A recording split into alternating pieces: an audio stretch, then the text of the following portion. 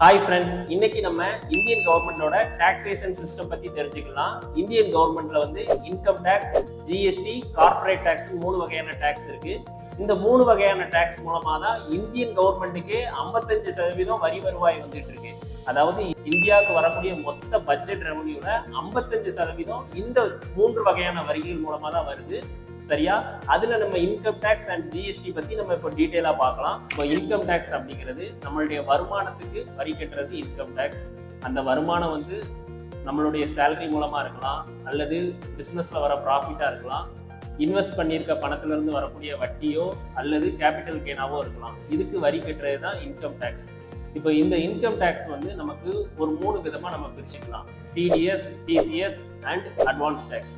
இப்போ TDS and டிசிஎஸ்னா என்ன அப்படின்னா, இப்போ நீங்கள் ஒரு சேலரி பெர்சனாக இருக்கீங்க அப்படின்னா உங்களுக்கான இன்கம் டேக்ஸை வந்து மாதம் சம்பளத்தில் கொஞ்சம் கொஞ்சமாக டிடெக்ட் பண்ணி அதை கவர்மெண்ட்டுக்கு பே பண்ணிடுவாங்க. இதுதான் டிடிஎஸ்.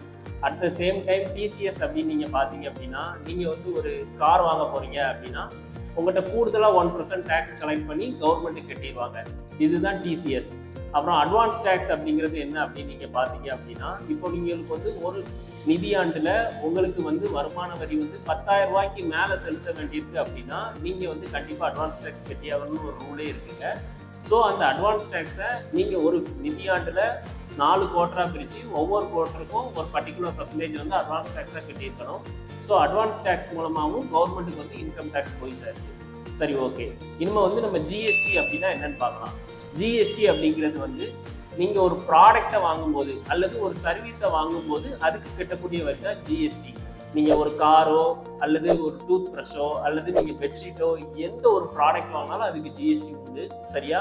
அத்தியாவசியமாக தேவைப்படக்கூடிய ஒரு சில ப்ராடக்ட்டுக்கு தான் ஜிஎஸ்டி வரி கிடையாது.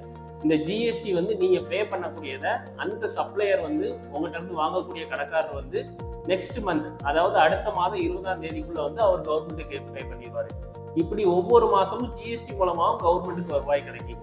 இந்த வருவாய் மூலமா தான் கவர்மெண்ட் வந்து நமக்கு நிறைய நலத்திட்டங்களை வந்து நமக்கு பண்ணிட்டு இருக்காங்க. இதே போன்ற மேலும் விவரங்கள் தெரிஞ்சுக்க நம்ம டாக்ஸ் நெக்ஸ்ட் சேனலை ஃபாலோ பண்ணுங்க அண்ட் சப்ஸ்கிரைப் பண்ணிக்கோங்க. தேங்க்யூ.